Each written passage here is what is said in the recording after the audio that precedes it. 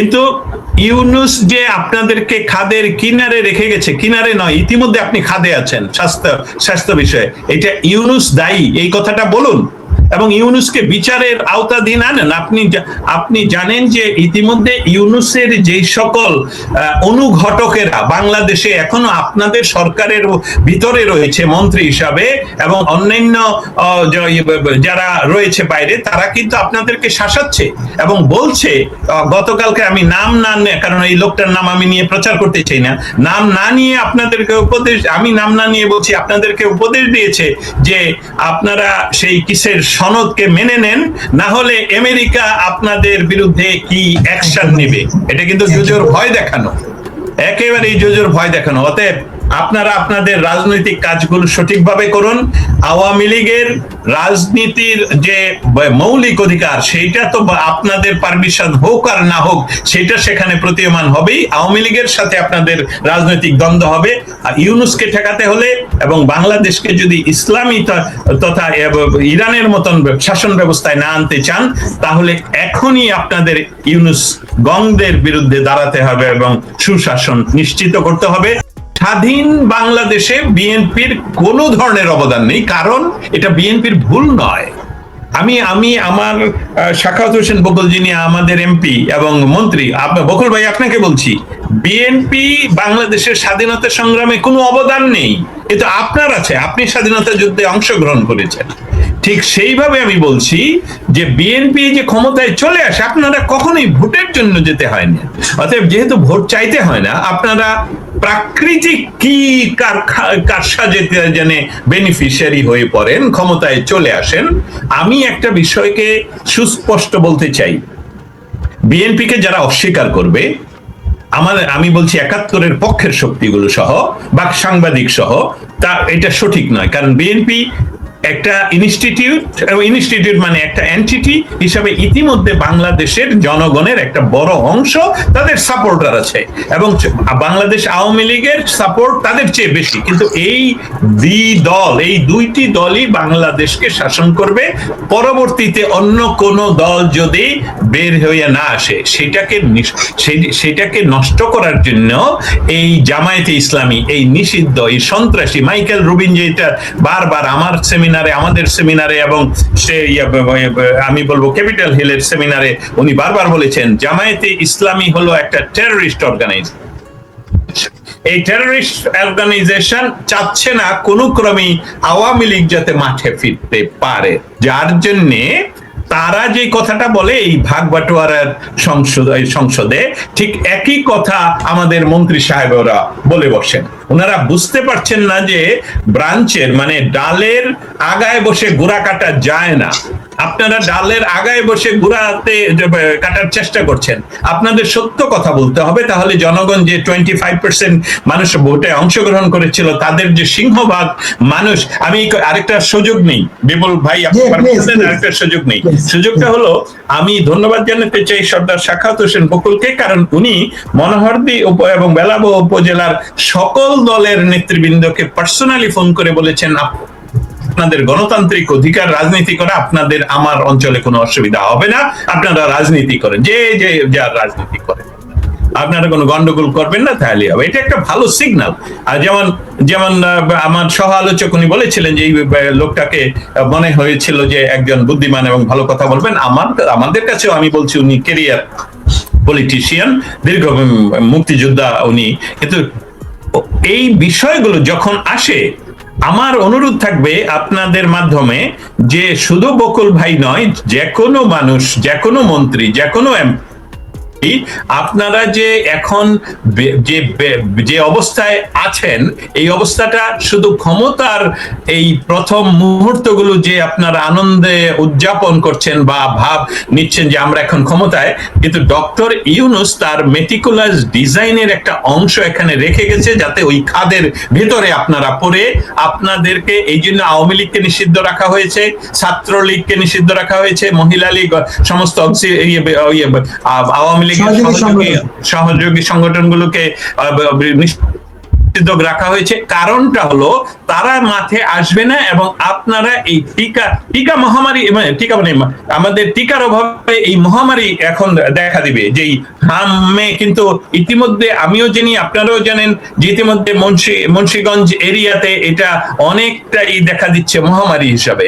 অতএব সারা বাংলাদেশের শিশুরা যখন এই ধরনের অবস্থায়, আপনারা ইতিমধ্যে বাংলাদেশের লোডশেডিংটা কি নরমাল হয়ে গেছে এবং আপনাদের বিএনপির মন্ত্রী বলছেন লোডশেডিং এ আপনারা আবার অভ্যস্ত হন। তাহলে শেখ হাসিনার ম্যাজিকে লোডশেডিং ছিল না কেন?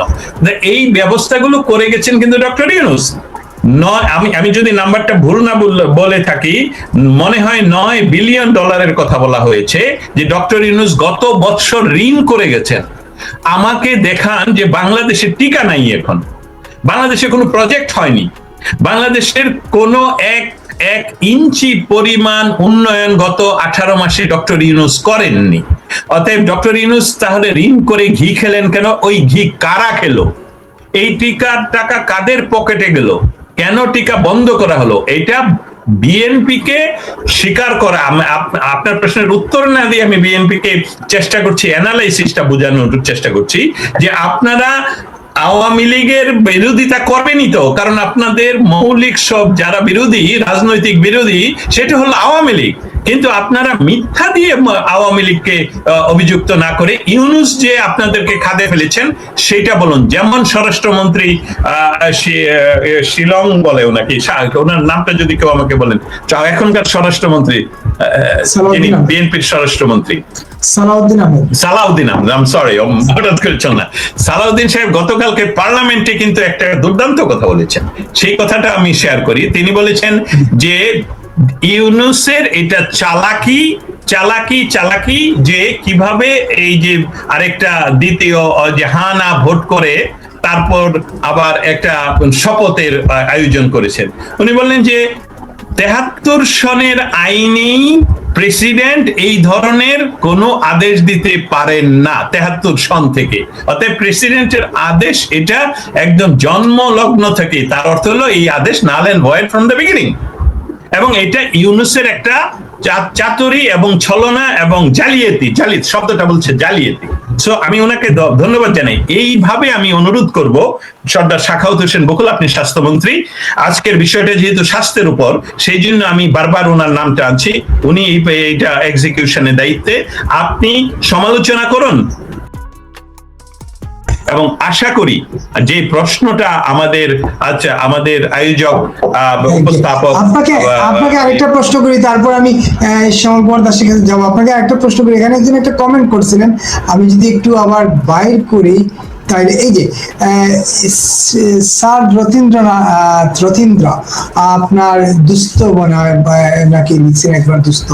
আচ্ছা, গোলাম দস্তগীর জাহাঙ্গীর ভাই, শিলং সালাউদ্দিন বলেছেন সংসদের পুলিশ হত্যার বিচার হবে না, তাহলে কোনো এক সময় বিএনপিকে পিটাবে তখন পুলিশ যাবে না, মানে বিএনপিকে যখন কেউ পিটাবে তখন পুলিশ যাবে না। এই যে আপনার এই হত্যাকাণ্ড গুলো নিয়ে বিচার হবে না, পুলিশ হত্যার রাজাকারদের, পুলিশ হত্যার বিচার করতে গেলে রাজাকারদের বিচার করতে হবে, এইরকম গতকালকে আপনার একটা ডায়লগেও অংশ নিয়েছিলেন কোনো এক জায়গায়, এই রিলেটেড যদি একটু বলেন তাইলে আমি মনে হয় এই মাঝখানে এই অংশটা শেষ করে যায়, তো এই জন্য আমি আপনাকে এই প্রশ্ন করব।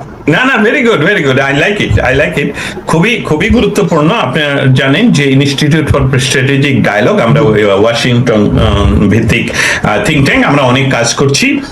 বাংলাদেশের সাংবিধানিক প্রধানমন্ত্রী যাকে পুশ করা হয়েছে ইন্ডিয়াতে, তার সাথে আমরা আজকে ডায়ালগে যাই এবং সেই ডায়ালগে উনি যে কথাটা বলেছেন, যে কথাটা আপনি এখন তুলে ধরলেন, যে আমাদের বর্তমান স্বরাষ্ট্রমন্ত্রী যে কথাটা বলেন যে পুলিশ হত্যার বিচার করতে হলে তাহলে 71 সনের মুক্তিযোদ্ধাদের বিচার করতে হবে কিনা। আমি একদম কোট করে বলছি যে শেখ হাসিনা এই কথাটা আমাদের সাথে জিজ্ঞেস করেছেন যে বর্তমান স্বরাষ্ট্রমন্ত্রী যদি পুলিশ হত্যার বিচার করতে গিয়ে স্বাধীনতা সংগ্রামের সময় মুক্তিযোদ্ধাদের বিচার করতে চায়, তাহলে তাদের যে নেতা জিয়াউর রহমান তো একজন মুক্তিযোদ্ধা ছিলেন, তাহলে তো তার প্রথমই মুক্তিযোদ্ধা হিসাবে জিয়াউর রহমানকে করতে হবে, বিচার করতে হবে, সেই সাথে এরশাদকে বিচার করতে হবে। আর হত্যার আমার শাসন আমলে আমি প্রধানমন্ত্রী থাকাকালীন সময়ে যে সকল অস্বাভাবিক ঘটনা ঘটিয়েছে বাইরের শক্তি, তার জন্য যদি আমার ফাঁসি হয়ে থাকে, তাহলে তো জিয়াউর রহমানেরও ফাঁসি হতে হবে, তাহলে তো খালেদা জিয়ারও ফাঁসি হতে হবে, তাহলে তো এরশাদেরও ফাঁসি হতে হবে। কারণ সব সময়ই ছাত্র হত্যা হয়েছে, গুপ্ত হত্যা হয়েছে, যে হত্যাগুলোর দায় তাহলে সরকারের প্রধান হিসেবে তাদেরকেও বাদ দেওয়া যাবে না। অর্থাৎ ৭১ সনের সাথে যদি ২৪-এর এই গুপ্ত ঘাতকদের, এই ক্রিমিনালদের তুলনা করেন আমাদের স্বরাষ্ট্রমন্ত্রী, তাহলে প্রধানমন্ত্রী, আমি বলছি শেখ হাসিনা এটা একদম দাবি জানিয়েছেন, যেহেতু জিয়াউর রহমান ছিলেন মুক্তিযুদ্ধে অংশগ্রহণ করেছেন, অর্থ হলো উনি শত্রুদেরকে নিধন করেছেন, তার অর্থ হলো শত্রুকে উনি হত্যা করেছেন, তার অর্থ হলো যে এই সালাউদ্দিনকে, এই স্বরাষ্ট্রমন্ত্রীকে বলতে হবেই যে আমরা জিয়াউর রহমানের বিচার করব। এইটা হলো একদম আপনি যে প্রশ্নটা করলেন, আমি এর চেয়ে সংক্ষেপে আর বলতে পারলাম না। ধন্যবাদ। অসংখ্য ধন্যবাদ। সঙ্গে থাকুন অধ্যাপক সমর কুমার দাস।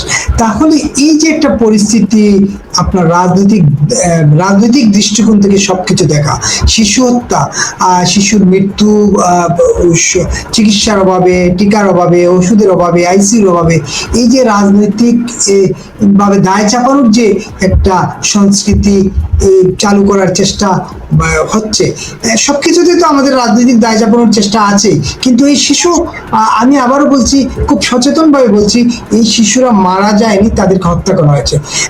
এই হত্যার দায় কেন আগের সরকারের উপর চাপাতে হবে? এর মাঝে যেটা কি, আর এখান থেকে উত্তরের উপায়টা কি আসলে? এক সেকেন্ড। ধন্যবাদ। উত্তরণের উপায় জাহাঙ্গীর ভাই বলবেন, এটা ওনাদের ফিল্ড, মানে সমাধান বলা। আমি তো এমনি কথাবার্তা বলি, কোনো ইয়া না। শোনেন, ব্যাপারটা হচ্ছে কি, যে আপনি ওই যে আমি একটু লেঞ্জে দিই ইয়ের সাথে, জাহাঙ্গীর ভাইয়ের কথার সাথে, যে মানে ইনফ্যাক্ট প্রাইম মিনিস্টার শেখ হাসিনার সাথে, যে উনি তো বলেছেন যে সব আমলে ছাত্র হত্যা হয়েছে। আমি আর স্পেসিফিক বলি, জিয়ার সময় ৭৭ সালে যে আপনি ১,০০০ অফিসার আর্মির লোকজন মেরে ফেললেন, তাই না? এটা ১৪০০ বলেছে। এখানে মানে অভিযোগটা কি, যে তারা সরকারের বিরুদ্ধে ছিল, তাই না? তারা সরকারের বিরুদ্ধে বিদ্রোহ করেছিল, তাই তো আপনি মেরে ফেললেন, নাকি? এই বিচার আচার নাই। আপনি একই নামের দুইজনকে ঠিক করতে পারতেছেন না, কোনজন দুইজনের ঝুলাই দিলেন, এরকম ঘটনা ঘটছে না? ইতিহাসে তো আছে, ঐতিহাসিক সত্য। আপনি যদি ওইভাবে ধরেন, বাংলাদেশ স্বাধীনতার পরে সবচেয়ে বেশি মানুষ মারা হয়েছে জিয়ার আমলে, মানে ওইভাবে যদি ধরেন যে বিরোধী দলকে ইয়ে করা।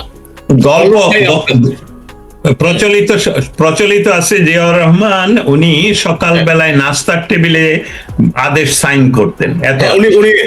উনি ওই ইয়ে ক্ষেত্রে কাঁটা চামচ, বাম হাতে কাঁটা চামচ থাকতো, ওটা দিয়ে নাকি খেতেন, আর ডান হাতে তিনি সাইন করতেন। হ্যাঁ, এবং যে সমস্ত জায়গায় মানে ইয়ে থাকতো, কি বলে এটা আপনার, যে অন্যান্য ধরনের হয়তো বিচার আচারের সুযোগ, মানে মৃত্যুদণ্ড না দিয়ে অন্য কিছু করার, উনি ওগুলোকেও ইয়ে করে বাদ দিয়ে লিখে দিতেন যে death sentence. He was very very cruel in that sense আপনার, এবং ওনার অবস্থান অনেক টিক্কা খানের মতো। We need to be cruel to be kind, এরকম আর কি। তো উনি এরকম মনে করতেন। তো এখন যাই হোক, আমি ওনাকে এখন ওনার কথা না, কথা হচ্ছে যে আপনি যদি আওয়ামী লীগকে ১৪০০ লোকের হিসাবেও ধরেন, যে সব শেখ হাসিনা মারছে, জিয়া ভাই ২০০০ উপরে মেরে ফেলছে, এটা একেবারে ডকুমেন্টেডই আছে, ১১৫০ না ১২০০ ডকুমেন্টেড আছে। বাকিগুলো আপনি তো বলতে নিজে সব তো আর ইয়েতে আসে নাই। অনেকের নাম ঠিকানা, বহু মানুষ আছে যারা তাদের লোকজনের খবর জানে না, এরকম অনেক লোকের আপনি অ্যাকাউন্টই পাবেন। আচ্ছা, এখন এই যে অবস্থাটা, এই অবস্থায় আপনি সেই দলটা করেন, যেই দলটা আপনার, যে দলের প্রধান এইসব কাজ করছে, করার পরে আপনি বলেন যে শেখ হাসিনা কি বলে, ওদের রাজাকারদের বিচার আর এদের বিচার একরকম, এবং আপনি দুটোকে আপনি কিভাবে, আপনি একজন হোম মিনিস্টার, তাই না? একজন হোম মিনিস্টার, আপনি কথা বলছেন কিসের মতো? আপনি সকালে এক কথা বললেন যে পুলিশের হত্যার বিচার হবে, বিকালে বললেন যে না, হবে না, তাই তো? এবং আপনি যুদ্ধ এবং অভ্যুত্থান, এই দুটা শব্দের যে প্রত্যয়গত পার্থক্য আছে, এটা আপনি বোঝেন না। আপনি বলছেন যে সব যুদ্ধে সারেন্ডার হয়ে গেছে, তো এটা কি যুদ্ধ ছিল? কোন দেশের সাথে কোন দেশ যুদ্ধ করেছিল? আপনি যদি তাকে প্রশ্ন করেন, এই লোক কোনো জবাব দিতে পারবে না। তার মানে এটা মূর্খ। আর মূর্খ লোকজন যদি আপনি যদি তাকে শাসনদণ্ড যদি তার হাতে তুলে দেন, তার পরিণাম যা হওয়ার তাই হচ্ছে। এখন এই লোকগুলো ইচ্ছা মতন কথা বলছে। আপনি এই যে আমাদের বকুল ভাই বলেন, ওই ইয়ের জাহাঙ্গীর ভাই বড় ভাই বা বন্ধু, তো এখন আমাদের ওনাদের তো বন্ধুরা আছেন, কিন্তু আমাদের তো কেউ নাই। আমরা এইসব কথাবার্তা আমাদেরকে বলে কোনো লাভ আছে? আমাদের শিশুরা মারা যাচ্ছে, কিভাবে মারা যাচ্ছে আপনি চিন্তা করেন। এই মারা যাওয়াগুলো হচ্ছে একেবারেই পিওরলি আপনার মানে ইচ্ছাকৃত, মানে ধরেন এটা আমার মাথাতে খেলে না, আপনি সেক্টর 5 প্রোগ্রাম বন্ধ করলেন কেন? এটা কারণ থাকতে হবে তো, যে এই কারণে এটা বন্ধ হলো, মানে কেন করলেন এটা? আপনি মানে আমি যেটা বলছিলাম যে সমস্যাটা হয়ে গেছে কি, আপনি যেদিকেই তাকান সেদিকেই শেখ হাসিনা। এখন শেখ হাসিনাকে যদি আপনার ডাউন করতে হয়, তাহলে আপনি তার ভালো ভালো জিনিসগুলোকে বাতিল করেন। এখন দেখেন এই যে এরা এটা করেছে, তখন আপনি এই যে একজন লিখেছে যে আমি জানি না সত্যি মিথ্যা, যে নূরজাহান বেগম ধামরাইয়ে নাকি প্রাসাদ বানাচ্ছে। আচ্ছা যাই হোক, ঘটনা হলো মানুষকে তো ওরকম ভাবে বললে হবে না আপনি, এবং এখানে কোনো অ্যাকাউন্টেবিলিটি নেই, যে যেমনি ইচ্ছা আপনি, এবং সত্যি কথা it is rightly said by Jahangir bhai, যে আপনার বিএনপির জন্মটা, বিএনপি কেন জিয়াউর রহমান দিয়ে শুরু করেন। 71-এ he was not supposed to read the announcement of independence, declaration of independence. He was not supposed to. কিন্তু অবস্থা এরকম দাঁড়ালো, এটা পড়ার কথা ছিল, হয়তো পড়তে পারতেন হচ্ছে মেজর রফিক অলরেডি ফিল্ডে নেমে গেছেন। তো এরা রফিককে পায়নি, তখন সামহাও জিয়াকে পাওয়া গেল। জিয়া শতপ্রণোদিত হয়ে কিন্তু ডিক্লারেশন দেন নাই। আপনি বেলাল মোহাম্মদের লেখা পড়েন, উনি যে ওনাকে নিয়ে এসে এই যে দেখেন একটা ক্রাইসিসের মধ্যে হি বিকেম দ্য হিরো, তাই না? এখন ওই একই ব্যাপার। তারপরে সেখানে জিয়াউর রহমান সেটা নিজে না পড়ে ওনার অধস্তন একজনকে বলছেন এটা গিয়ে আপনি রেডিওতে পড়ে শোনান। তারপর উনি নিজে রিড করে এসে বললেন যে স্যার এটা তো আপনার পড়তে হবে, আপনি তো তার মানে বুঝতেছেন অবস্থাটা, মানে উনি এটাও নিজেরটা নিজে বলতেছেন, এটাও উনি খেয়াল করেন নাই। আর তারপরে আরো ব্যাপার আছে, মানে উনি সবসময় এই ঝামেলা থেকে দূরে থাকতে চাইছেন, এটা হচ্ছে আমার রিডিং তার ব্যাপারে। এবং উনি সব জাহাজ খালি করতে যাচ্ছিলেন, ওখান থেকে নিয়ে আসছে। তার মানে কি, he was the product of situation. উনি ওই সময় ওই মোমেন্টে ওনার এটা করার কথা ছিল। এরপর 75 সালে এরা যে বললো ফারুক রশিদ স্যার আপনি আমাদের সঙ্গে আসেন, তিনি বললেন দেখো আমি তো সিনিয়র, আমি তো যেতে পারি না, তোমরা করো।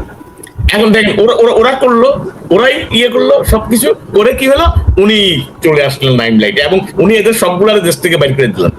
মারতে আর পারেন না, হয়তো মেরে ফেলতেন নাইলে আর একটু তাহিরে যেরকম মারতেন, কিন্তু এদেরকে আর মারা হয় না, এর কারণ ওই লিবিয়া টিবিয়ার বাধা ছিল ইসলামিক ওয়ার্ল্ডের। তো কিন্তু এদেরকে বাইর করে দিলেন দেশ থেকে। তো এখন দেখেন তারপর তো বিএনপি করলেন। বিএনপি তো পুরোপুরি আমরা জানি, এটা বিএনপি থেকে তো ইতিহাসটা জাহাঙ্গীর ভাই বললেনই। আমি বলতে চাচ্ছি যে প্রত্যেকটা ক্রাইসিস মোমেন্টে এর বেনিফিশিয়ারি হচ্ছে বিএনপি।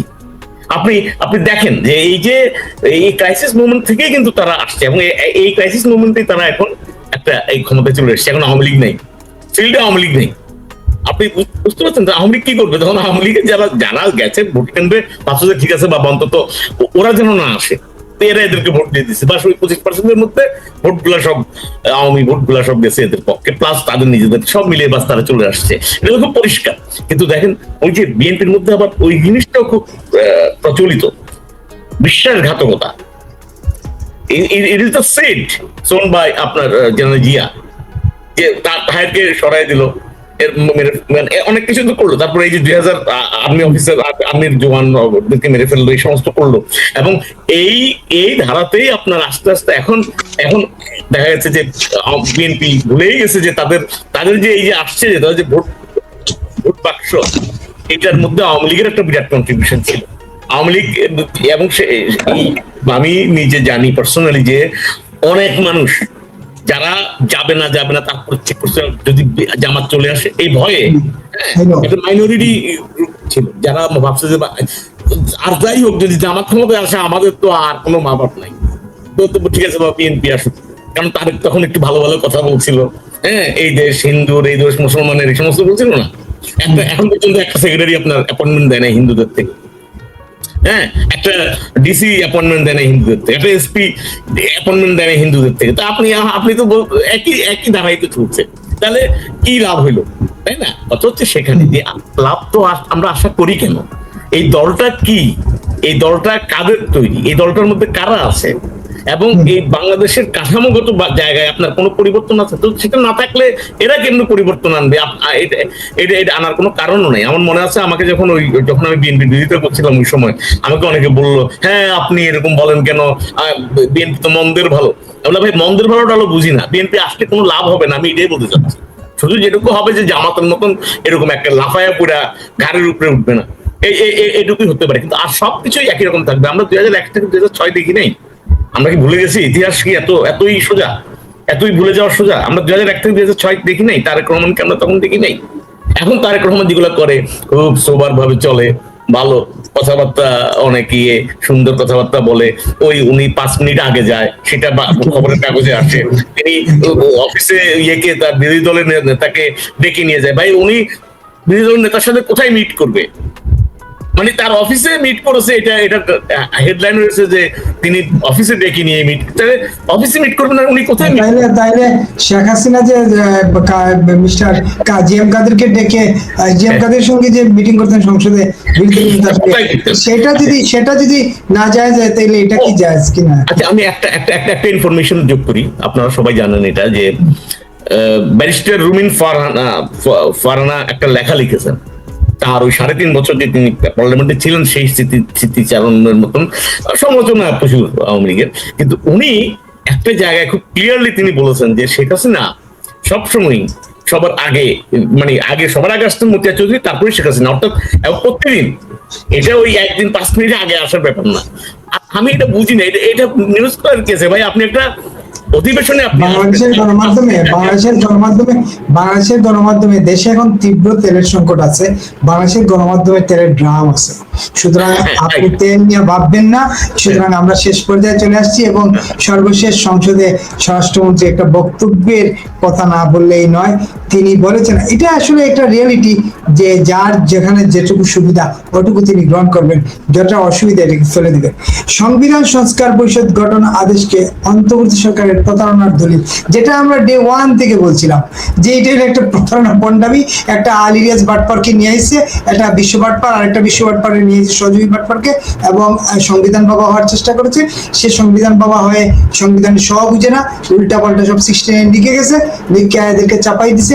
একদিন মিটিং এ উঠে বলতেছে, দেখেন যদি এই সংবিধান ফেলে দেওয়া যায় তাহলে কিন্তু আমরা সবাই ফেসে যাব, কারণ আমরা সবাই সংবিধান লঙ্ঘন করেছি।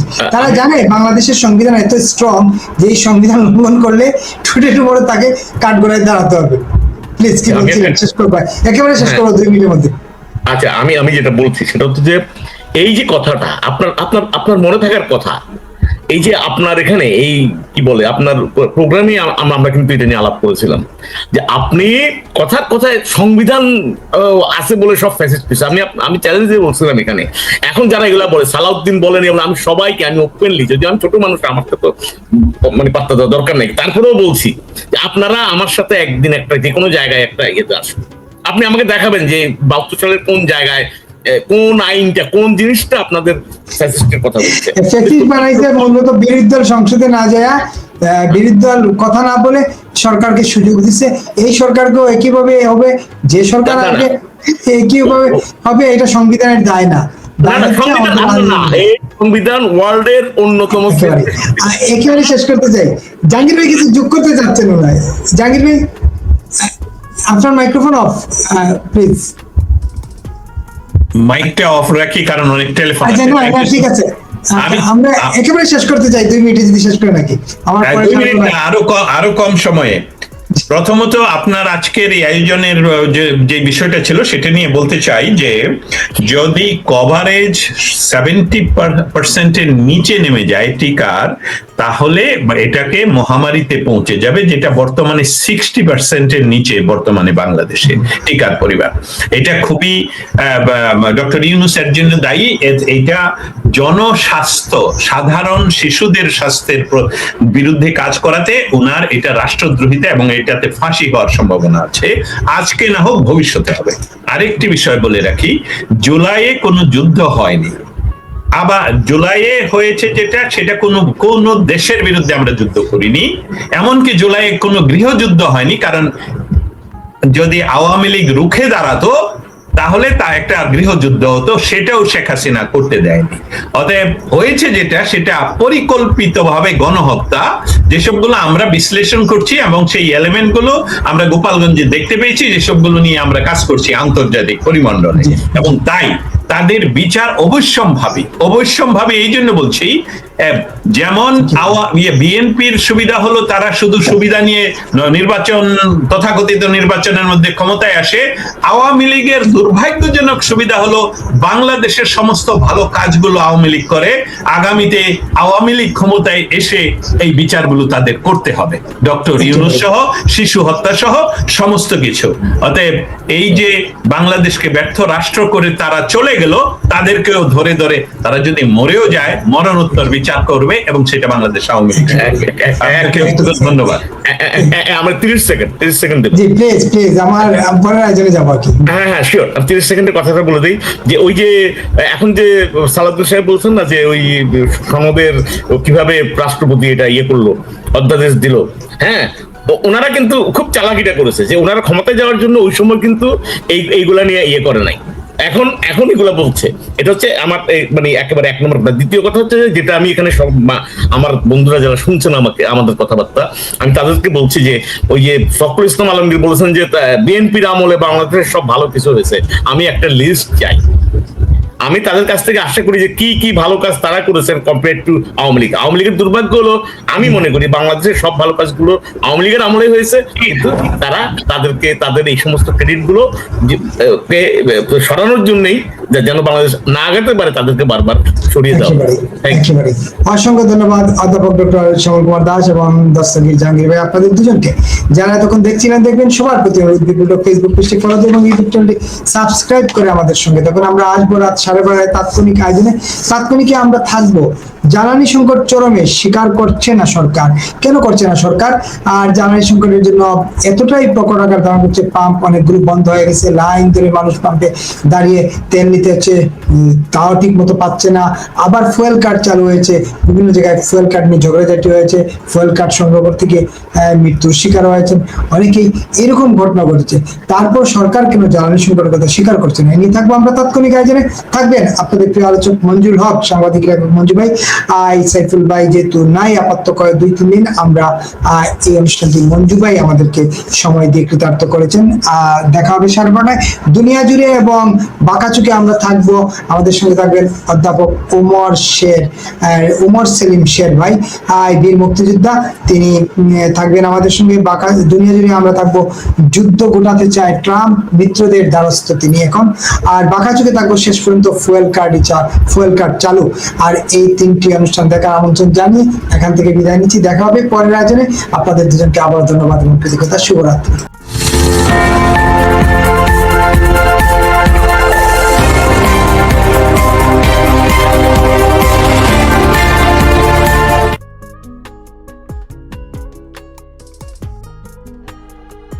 আমাদের বর্তমান এটা আমার এলাকার লোক, ওনার নাম হলো সর্দার সাখাওয়াত হোসেন বকুল। উনি নিজেকে একজন মুক্তিযোদ্ধা দাবি করেন। আমি ওনার পরিবারের সকল মেম্বার, ওনার বাবা সহ সকলকেই চিনি। সর্দার সাখাওয়াত হোসেন বকুল মনোহরদীতে উপজেলা মনোহরদীন বেলাবর এমপি এই মুহূর্তে, এবং স্বাস্থ্যমন্ত্রী। অবশ্যই আমি ওনাকে আমার এলাকার মন্ত্রী হিসাবে সুস্বাগতম জানাচ্ছি, কিন্তু সেই সাথে আমি সর্দার সাখাওয়াত হোসেন বকুল যে দাবিটা করলেন, আপনি একটু আগে পরে শোনালেন, 8 বছর আগে ভ্যাকসিন দেয়া হয় নাই বলে নাকি এখন 1.5 বছরের শিশু মারা যাচ্ছে। এটা সাধারণ, যেমন কিছুদিন আগে বলেছিলেন তিনি, এই স্বাস্থ্যমন্ত্রী বকুল ভাই বলেছিলেন যে বাংলাদেশে রোগীরা ডাক্তারদের পিছনে ঘুরবে না, ডাক্তাররা রোগীর বাড়ি যাবে। কথাগুলো আমার কাছে মনে হচ্ছে যে দীর্ঘকালীন, উনি একজন আমি বলবো ক্যারিয়ার পলিটিশিয়ান, কিন্তু ওনার কাছ থেকে এই ধরনের কথা জনগণ, এই মুহূর্তের জনগণ বা বর্তমান এই তথ্য প্রযুক্তির যুগে জনগণ শুনতে চায় না। আমি মন্ত্রী সাহেবের কথার উত্তরে এবং আপনার প্রশ্নের উত্তর সংযুক্ত করে একটি তথ্য তুলে ধরতে চাই। সেটা হলো বাংলাদেশে 2018 সনে, আমি এই তথ্যটা কোত্থেকে পেলাম সেটাও বলে নিচ্ছি, expanded program on immunization and world health অর্গানাইজেশনের স্টিম অনুযায়ী বাংলাদেশে 2018 সনে 97%, 19 সনে 97%, 20 সনে 97%, 21 সনে 97%, 22 সনে 96%, 23 সনে 96%, 24 সনের 5ই অগাস্ট পর্যন্ত 96%। এই ছিল টিকা বাংলাদেশের শিশুদের জন্য টিকার পরিসংখ্যান। এই ডকুমেন্ট যদি মন্ত্রী সাহেবের ডেস্কে ওনার সচিবরা না দিয়ে থাকে, আমি ওনাকে পাঠাতে পারি। অতএব উনি যখন বলেন যে 8 বছর ধরে টিকা দেওয়া হয়নি, এটা সম্পূর্ণ রাজনৈতিক কথা। আর আমাদের আজকের অনুষ্ঠানের যিনি পরিচালক, তিনি ইতিমধ্যে বলেছেন, আমি বিপুল ভাইয়ের কথা বলছি, তিনি ইতিমধ্যে বলেছেন যে কি গত যে ইন্টারিম সরকার, সে সম্পূর্ণভাবে দেশকে একটি ব্যর্থ রাষ্ট্রে পরিণত করার জন্য অন্যান্য সকল যে ব্যবস্থা, দেশের বিচার ব্যবস্থা, অমুক ব্যবস্থা, মিলিটারি, পুলিশ, সমস্ত কিছু ধ্বংস করেছেন। কিন্তু উনি ভেতরে যে কাজটুকু আরো করেছেন, সেটা এখন প্রকটভাবে দেখা দিচ্ছে। আমাদের ভবিষ্যৎ প্রজন্ম শিশুদের যে বেসিক টিকা, সেটা দেওয়া বন্ধ করে দিয়েছেন। এবং সেটার জন্য যেখানে 2024 সালে শেখ হাসিনা গভর্নমেন্ট শুধু স্বাস্থ্য খাতে 41,407 কোটি টাকা বাজেট বরাদ্দ করেছিলেন। তাহলে আজকে সর্দার সাখাওয়াত বকুল মন্ত্রী হিসাবে তিনি যে বললেন যে ওনার হাতে 1 টাকাও নাই, এটার জন্য কি কোন সরকার আপনাদেরকে এই বাজেট দেয়নি? এখনো পর্যন্ত আপনারা বাজেট তৈরি করেননি। সেটা ছিল এই মব স্টার, যিনি আমাদের বিপুল ভাই বলছেন যে এই মব সম্রাট, তার আমলে এইসবগুলো বন্ধ করে দেওয়া হয়েছে। এবং বন্ধ করে দেওয়ার ফলশ্রুতিতে এই শিশুরা টিকা না পাওয়াতে তারা এই হামে এখন মৃত্যুবরণ করছে। অবশ্যই আমি এখানেই শেষ করছি এই প্রশ্নের উত্তরে, যে অবশ্যই এটা পরিকল্পিত শিশু হত্যা। আমরা যদি মনে করি যে এটা পরিকল্পিত নয়, শিশুরই যদি আমাদের ভবিষ্যৎ হবে, তাহলে কেন ডক্টর ইউনূস এই খাতে বরাদ্দ রাখবেন না? কেন টিকা থাকবে না? শেখ হাসিনার 18 বছরের বলেন, 17 বছরের বলেন, 15 বছর 6 মাস বলেন, তার সরকারের আমলে কেন সমস্ত সময় টিকা অ্যাভেলেবল ছিল? সবচেয়ে বড় উদাহরণ হলো, বিপুল ভাই আপনার মাধ্যমে আপনার দর্শক শ্রোতাদেরকে বলতে চাই যে সবচেয়ে বড় উদাহরণ হলো যে আমরা আমেরিকাতে, নিউ ইয়র্ক সিটি, ক্যালিফোর্নিয়াতে, এমনকি ইউরোপের ইটালিতে আপনারা দেখেছেন কিভাবে কোভিডে হাজার হাজার মানুষ মারা গিয়েছে। মিরাকল তো দোয়া দুরুদ ফু দিয়ে হয় না, মিরাকল হতে হয় নেতৃত্ব দিয়ে। সেটা ছিলেন শেখ হাসিনা। সেই নেতৃত্বে আমরা যেখানে সন্ত্রস্ত ছিলাম যে বাংলাদেশে হয়তোবা এখন দেখা যাবে হাজার হাজার না কোটি কোটি মানুষ মারা যাচ্ছে, যেখানে আমেরিকা নিউ ইয়র্ক সিটিকে রক্ষা করতে পারছে না, যেখানে ইটালি তার একটা মানুষকে রক্ষা করতে পারছে না, সেখানে নিশ্চয়ই বাংলাদেশের অবস্থা এরকম হবে। এবং সেখানে আমরা ভয় পেয়েছিলাম যে এটাই বোধহয় একটা চরম হবে, যে শেখ হাসিনা সরকার বা আওয়ামী লীগ সরকারের একটা চরম ব্যর্থতা ধরা পড়বে। কিন্তু সেই মিরাকল তিনি দেখিয়েছেন। বাংলাদেশে পৃথিবীর সবচেয়ে কম মানুষ সেই করোনা মহামারীতে মারা গিয়েছেন। অতএব এটা পরিকল্পিত হত্যা। আমি সাংবাদিক হিসাবে দায় নিয়ে বলছি, এটা পরিকল্পিত ভবিষ্যৎ শিশু হত্যা। কারণ বাংলাদেশকে ব্যর্থ রাষ্ট্রে তিনি পরিণত করেছেন। এটা কন্টিনিউ করার জন্য নিচ থেকে মাটি সরিয়ে দিতে হলে আমাদের শিশুদেরকে হত্যা করতে হবে। ধন্যবাদ। সঙ্গে থাকুন দস্তগীর জাহাঙ্গীর ভাই, আপনি অধ্যাপক শ্যামল কুমার দাস। যেটা বলছিলাম যে এই যে মন্ত্রী বললেন, ওই শুরুর কথা, মন্ত্রী বলছিলেন যে ডাক্তার বাড়ি যাবে, রোগী আর ডাক্তারের কাছে ছুটতে হবে না। এটা ওই দিনই আমরা এটা নিয়ে আলোচনা করেছিলাম, প্রথম দিন তিনি করেছিলেন। তারপর তিনি এক একদিন এক এক কথা বলছেন। সর্বশেষ তিনি তো বললেন যে এই যেটা আমি শুরুতেই বলছিলাম, দস্তগীর ভাই আবার রিপিট করলেন, আমিও রিপিট করতে চাচ্ছি না, বলছিলেন যে এই বিগত আওয়ামী লীগ সরকারের ব্যর্থতার কারণে তারা এই শিশুরা মারা যাচ্ছে। 8 বছর ধরে হামের টিকা দেওয়া হচ্ছে না বলে 1.5 বছরের শিশু মারা যাচ্ছে। এটা খুবই একটা ইন্টারেস্টিং ব্যাপার, 8 বছরের বাচ্চা 1.5 বছরে মারা যাচ্ছে, এটা ইন্টারেস্টিং ব্যাপার। কিন্তু এই যে স্বাস্থ্য সচিব গিয়ে দুঃখ প্রকাশ করলেন, এখানে যে তথ্য উঠে আসছে 1 মাসে, আচ্ছা একটু বলি আমার কাছে যে তথ্যটা, গত 1 মাসে আপনার 28 দিনে 304 শিশু মারা গিয়েছে ইয়েতে, আইসিইউর অভাবে রাজশাহীতে, শুধু রাজশাহীতে। এবং এই শিশুদের মৃত্যুর পর চলতি মাসের 28 দিনে রাজশাহী মেডিকেল কলেজ হাসপাতালে ভর্তি হয় 4522 জন শিশু, এর মধ্যে মারা গেছে 304 জন। এদের বেশিরভাগই আইসিইউর প্রয়োজন ছিল। আইসিইউর তো দরকারই ছিল না যদি হামের টিকা দেওয়া হতো, নাকি দরকার ছিল? বলবো? হ্যাঁ, আপনাকেই তো প্রশ্ন করলাম। আচ্ছা, হ্যাঁ, শোনেন, আমি ওই আপনার মূল প্রশ্ন পরে আসি, আগে একটুখানি ওই যে জাহাঙ্গীর ভাই খুব সুন্দর বলছেন সবকিছু ডেটা দিয়ে। আর বকুল ভাই তো জাহাঙ্গীর ভাই একেবারে বাড়ির মানুষ, তাই না?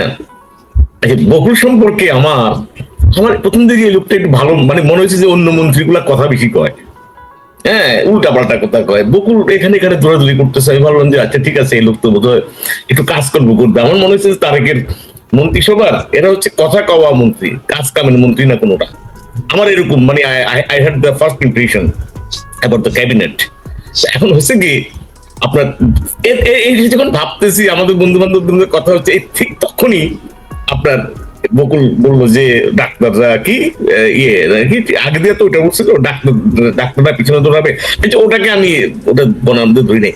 কিন্তু যখন লোকটা বললো যে টিকা 8 বছর ধরে দেওয়া হয় না, তখন আমি বুঝলাম যে আরে ভাই, এরা তো সবগুলো এক পালের বেড়া সবগুলা। মানে ও যখন দেখছে যে আরে এদিকে নিতাই রায় চৌধুরী কথা বলে, ওইদিকে ফখরুল ইসলাম বলে, ওইদিকে সালাউদ্দিন বলে, আমারও তো কিছু একটা বলা দরকার, না এটা কেমনে হয়, বুঝছেন এই কথাটা? এখন ব্যাপারটা দাঁড়ালো কি, আশিপাশে আপনি দেখুন, ব্যাপারটা হলো যে এরকম যে সে ঘট করে বলে বসলো যে এরকম 8 বছর ধরে দেওয়া হয় না।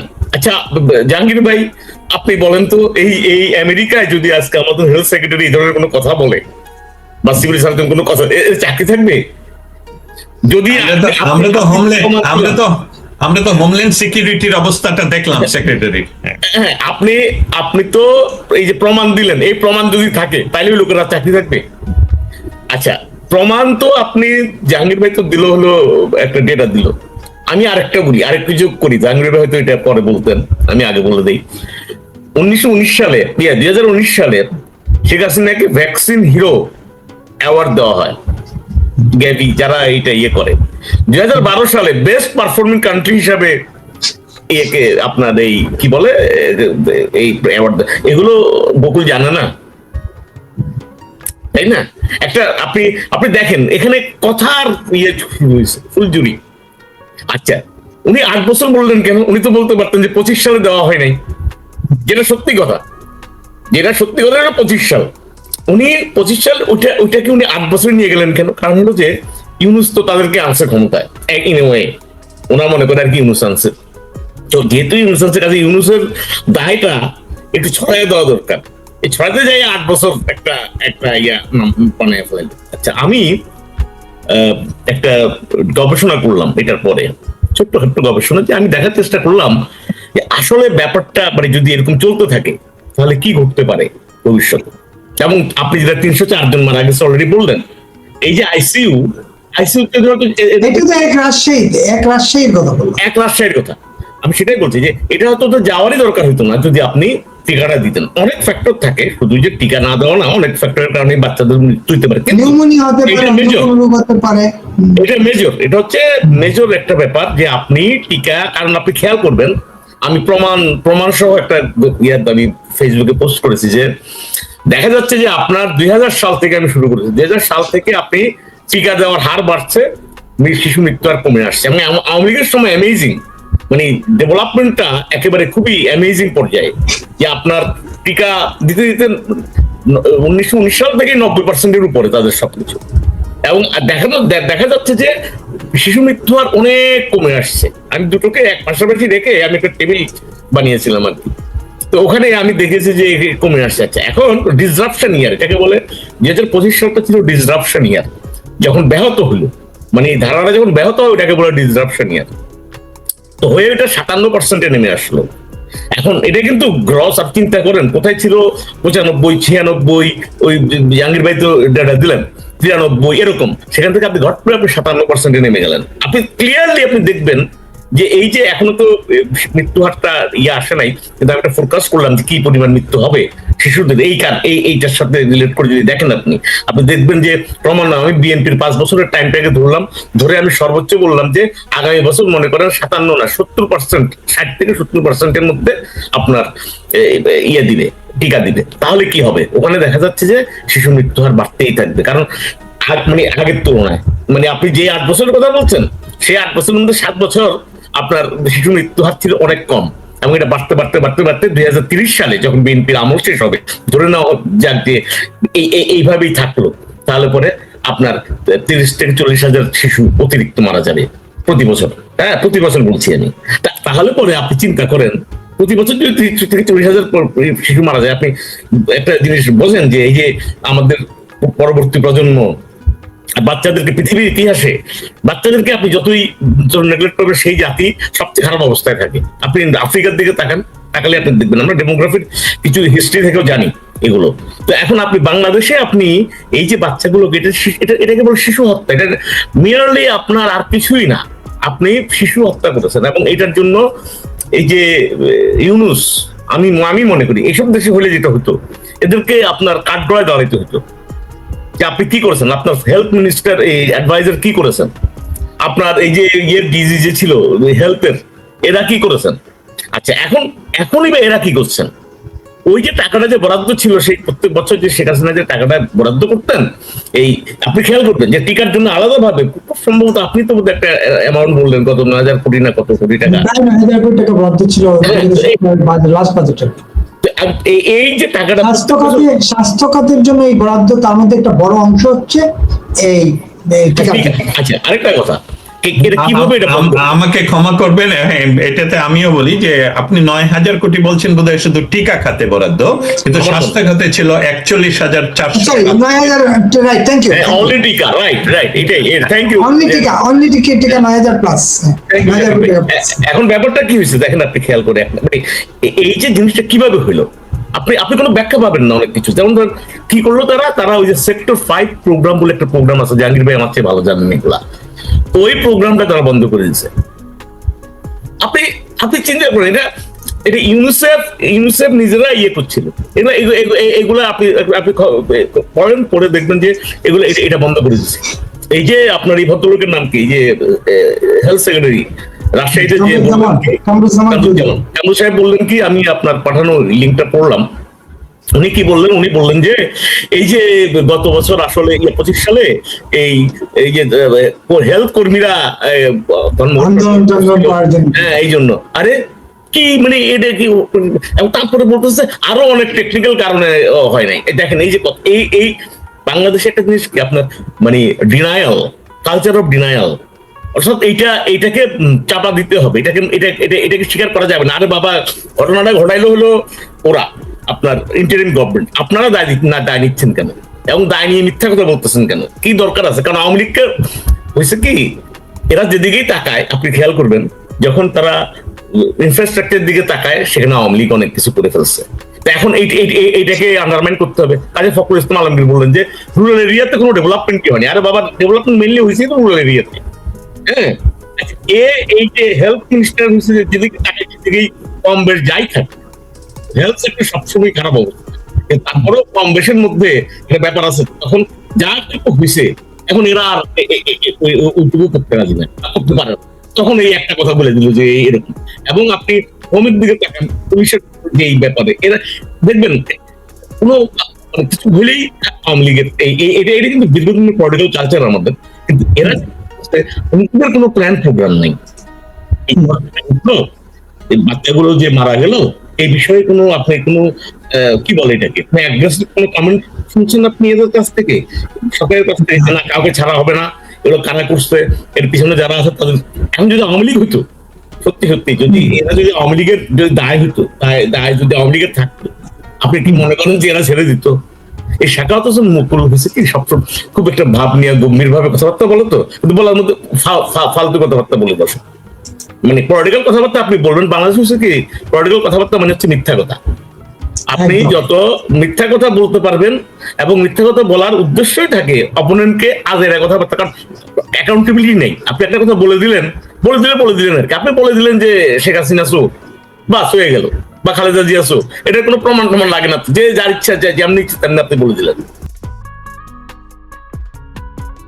বাস হয়ে গেল, বাস। কিন্তু এটার কিন্তু কোনো মানে আপনি যদি ইভেন ডিফেমেশনে বা কোনো মামলাও করেন, এই মামলার কোনো মা বাপ নাই, মানে যে যেমনি ইচ্ছা কথা বলছে, যে যেমনি। এবং একই ব্যাপারই আপনি সবাই যে বললো যে সে আওয়ামী লীগকে হটাইলে দেশ পরিবর্তন হয়ে যাবে, কেন পরিবর্তন হবে?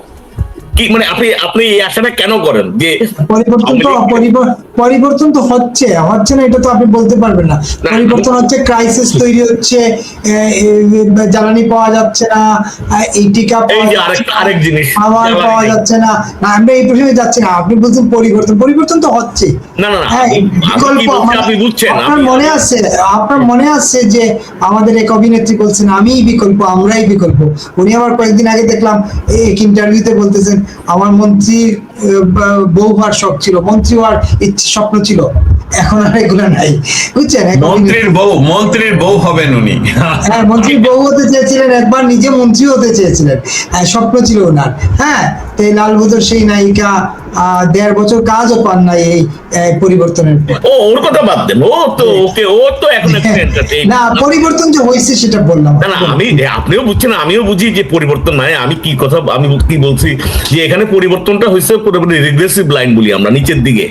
অর্থাৎ লাইনটা যদি আপনি উপরের দিকে যদি যান তাহলে এটা পয়েন্টের উপরের দিকে যেতে থাকবে, নিচের দিকে গেলে এটা নিচে। আপনি একটা সেক্টর বলেন, জাহাঙ্গীর ভাই আমার চেয়ে এগুলো অনেক ভালো জানেন, তার কাছে অনেক ডেটা থাকে। একটা সেক্টর বলেন যে সেক্টরটাতে ইঞ্জিনিয়ারিং গভর্নমেন্ট একটা কিছু করছে, আর এখন যারা আছে আপনি আমি খালি কেবল বিএনপি ক্ষমতায় আসুক এটা তখন চাইছিলাম এই কারণে যে জামাত যেন না আসে। কিন্তু আমিও জানি, জাহাঙ্গীর ভাইও জানতেন, বিপুলও জানতো, সবাই আমরা জানতাম যে এদেরকে আনলে কি হবে, আসলে তো মানে কি হবে। এবং আমি যা দেখতেছি যে এটা তো আরো জাস্টিফাই করতেছে জামাতের কাজকর্ম বা জামাতি চিন্তাধারা, রাজাকার চিন্তাধারা, চেতনা, এগুলোকে এরা জাস্টিফাই করতেছে, এটাই আর কি। Thank you. একেবারে সঙ্গে থাকবেন। এই যে একটা পরিস্থিতি তৈরি হলো, এই সরকার কেন নিজের গাড়ে দায় নিচ্ছে? জাহাঙ্গীর ভাই, কেন সে দায় আগের সরকারের গাড়ে দিচ্ছে না? কেন আগের সরকার মানে শেখ হাসিনার সরকারের গায়ে দায় দিচ্ছে, অথচ শেখ হাসিনার সরকারের টিকা কার্ড দেখালাম, যেটা 2021 সাল পর্যন্ত আমি দেখতেছি টিকা দেওয়া হচ্ছে। এই কার্ডে আপনারাও দেখেছেন খুব স্বচ্ছভাবে তারিখগুলো লেখা ছিল, 19 থেকে 21, এই 2 বছরে 3 বছরে কতগুলো দেওয়া হয়েছে টিকা। তো কেন সরকার এই দায় নিচ্ছে? আর এই যে হামের টিকা কবে আসবে কেউ তো জানে না। এই স্বাস্থ্য সচিব তো বলতে পারেন নাই কবে আসবে। তিনি বলছেন বরাদ্দ হয়েছে 608 কোটি টাকা, 4 কোটি টাকা শিগগির আসবে। শিগগিরটা কবে? আপনার এই প্রশ্নের উত্তর আমরা যদি বলতে চাই, অ্যানালাইসিস করতে চাই, বা আমাদের দর্শক শ্রোতাদের কাছে সহজ ভাষায় তুলে তাহলে আমাদেরকে ফিরে যে দেখতে হবে একটা বিষয়, সেটা কি যে বাংলাদেশের যতগুলো রাজনৈতিক যে পট পরিবর্তনের কথা না বলবো ক্রাইসিস হয়েছে, সেই প্রত্যেকটি ক্রাইসিস থেকে যে আমি একটা ফেসবুককে বন্ধ করছি, আমার কথা রিপিট হচ্ছিল, আই এম সো সরি। এখন হ্যাঁ, এই প্রতিটা রাজনৈতিক ক্রাইসিসের যেই দলটি বেনিফিশিয়ারি সেটা হলো বাংলাদেশ জাতীয়তাবাদী দল। আপনি 1975 দেখেন, এরশাদ বিরোধী আন্দোলন দেখেন, আর এখন যে জামাত ফান্ডেড এবং অন্যান্য অনেক বিষয় যেসবগুলো উজ্জ্বল রেখে কথা বলি আমি সাধারণত ফান্ডেড, তাদের যে রেজিম চেঞ্জের যে বিষয়টা, সেটার সবচেয়ে বড় বেনিফিশিয়ার হলো এই আবারও বিএনপি কে ক্ষমতায় আসতে কখনো জনগণের ভোটের জন্য তাদেরকে প্রতিযোগিতা করতে হয়নি। আই রিপিট ইট, এই আমাদের বাংলাদেশ জাতীয়তাবাদী দলকে তারা জন্ম নিয়েছে যে সেটাও আমরা জানি কিভাবে, সেটা আন্দোলন ছাড়া, জনগণের সাপোর্ট ছাড়া, বাংলাদেশের তো পতিত সমস্ত রাজনীতিবিদদেরকে সরকারি টাকায় একসাথে করে তারপরে এই দল তৈরি। সেই দল যতবার ক্ষমতায় এসেছেন ততবারই তারা ভোটের জন্য জনগণের দ্বারে দ্বারে যেতে হয়। এটা প্রতীত, এটা সত্য। অতএব আপনার প্রশ্নের উত্তর আমি কিন্তু দিয়ে দিলাম যে তারা এই দায় যে এখন তারা ডক্টর ইউনূস যে সরকার, তথাকথিত সরকার, কারণ এটা সরকার নয়, এটা মবতন্ত্র। এটা আপনি আপনার ভাষা আমি কপি করি। প্রথমেই আপনি বলে দিলেন, আমাদের কথা আপনি বলে দিলে তো আমরা রিপিট করতেই হবে, এই জন্য বলছি আর কি, যে আপনি বলে দিলেন যে উনি বিচার বিভাগ এর বিচারপতিদেরকে সরাবেন, বলে দিলেন এই ছেলেরা যাও। উনি প্রেসিডেন্টকে সরাতে চাইলেন বারবার, শুধু আর্মি এবং বিএনপি দুইজন চিন্তা করলো যে প্রেসিডেন্টকে সরালে তারা যেটা করবে সেটা হলো বিপ্লবী সরকার বা তথাকথিত একটা বিপ্লব ঘোষণা করে সংবিধান বাতিল করে দিয়ে অনেকটাই হবে ইরানের মতন একটা ইসলামিক শাসনতন্ত্র কায়েম করবে। সেইটাকে বোধহয় কিছু কিছু এই লাল ব্যক্তিবর্গরা, মানে লাল বদরেরও বুঝতে পেরেছিলেন বলেই সেই প্রেসিডেন্ট এবং এই ওয়াকার, যে ওয়াকার এখন ডিনার খাচ্ছেন আমার ব্যাকইয়ার্ডে, মানে এখানে জর্জিয়াতে, উনি জেনারেল ওয়াকার, আমার কলিগরা সেখানে উপস্থিত আছেন, ওনার সাথে আমিও চেষ্টা করেছিলাম যোগাযোগ করতে, যদি পাই আপনাকে জানাবো।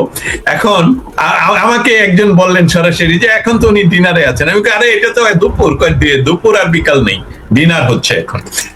আমাদের এই বাংলাদেশটাকে তারা পেয়ে যায় এই